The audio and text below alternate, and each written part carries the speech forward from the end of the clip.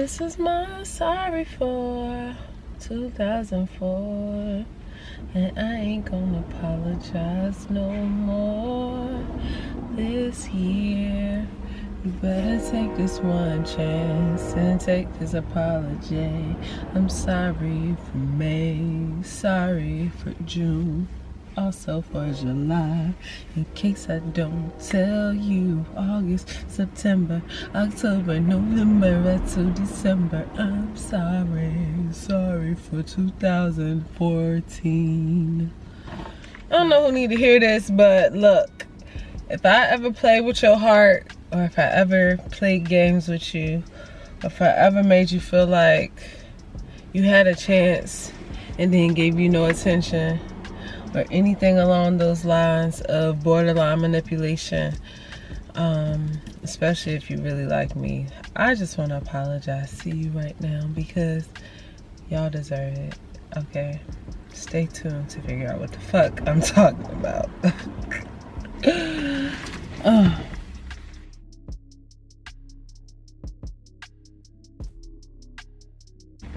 What's up, you guys? So today it ain't even been just today, it's actually been for the last few weeks and months, but I've gone through like these weird cycles of one day I'm like proud and happy about it, the next day I'm like grieving and crying about it. But regardless of whatever day it is, the message still stays the same. Lately I just been in my thoughts real heavy. Like the last circumstance I found myself in, where I found myself liking this guy, right? He was 110% unavailable to me. And what makes it so funny is the fact that he legit did to me what I believe I probably have done to everybody that I was unavailable for. And it took for me to experience this to be able to have an understanding exactly what it was that I've been doing and how it feels, and the importance of learning a lesson on manipulation.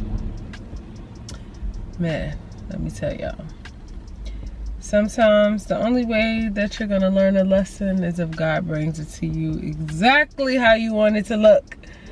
Because I know, like me, I'm very stubborn sometimes, so I might know that there's a lesson that needs to be learned, but when it comes down to learning the lesson, I'm like, but not today, maybe tomorrow, or another day. Or I'm like, yeah, I know, but, and every time I hit that but, I get knocked on my damn butt.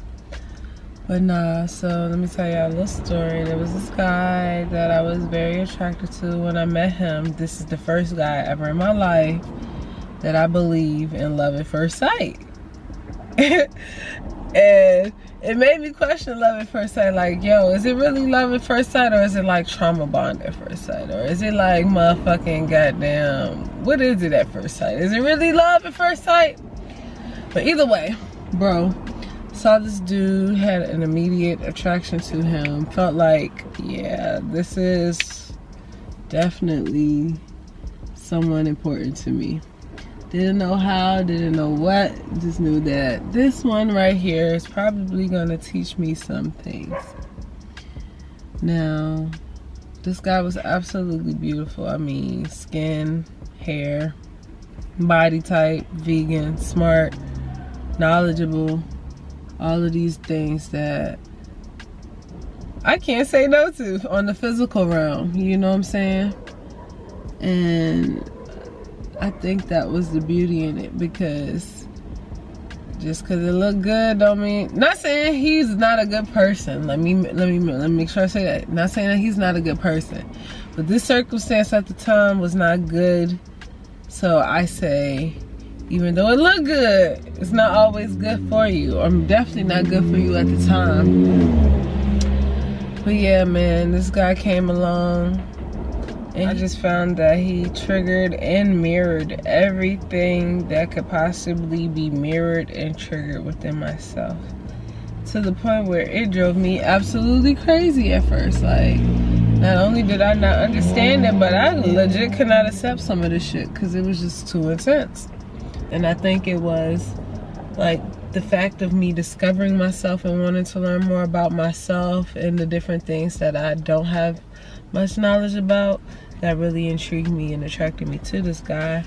But with that attraction literally led me to almost get drove insane because I seen myself too much. Like, my mirror was too reflective. Now, what helped me realize why I was so attracted to him was because I realized that I was chasing after the exact same thing that I run from in other people. So like me, when I like somebody, I usually really like them for a good minute, and they'll feel that for a split second, and then I'll go and get annoyed. Not even get annoyed, but I'll realize I caught feelings, and that annoys me. And then before you know it, I'm turned off, I'm annoyed, I really don't want to say anything, really don't got nothing to do with you, you know what I'm saying, to hell with you, I really could care less type shit, you know what I'm saying. I need to take this girl parking spot when she leave. So, the irony being that this guy comes along and he does the exact same thing that I do. Shows for a little bit of time like, oh yeah, like you're real cool, queen, blah, blah, blah, blah, blah. But then when it comes down to the actual connecting part, crickets, baby. Go ahead, queen. I'm just gonna take your spot. Wee!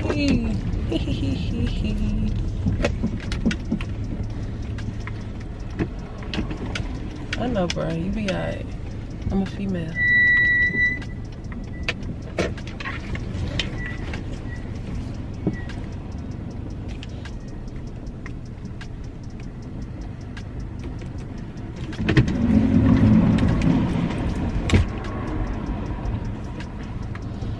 But yeah, no. After experiencing, bro, it legit made me apologize and feel deeply sorry for all that I have put people through in life, because even though that part of me intrigues me, it definitely doesn't feel good. It didn't feel good. And yeah, man, that shit is enough to make you want to apologize to somebody, because you never really realize it until the shoe is truly on the other foot, how that can feel, you know. And sometimes it don't even be that, like, necessarily for me, like, it don't even necessarily be people that I'm interested in, but just my lack of communication sometimes on how I can communicate my lack of interest or whatever. Just even experiencing that is a big ass lesson, you know what I'm saying? So I'm truly grateful for this guy, because if it wasn't for him, I honestly wouldn't be me right now. It really forced me to level up and grow up and to see things outside of my fucked up ass views.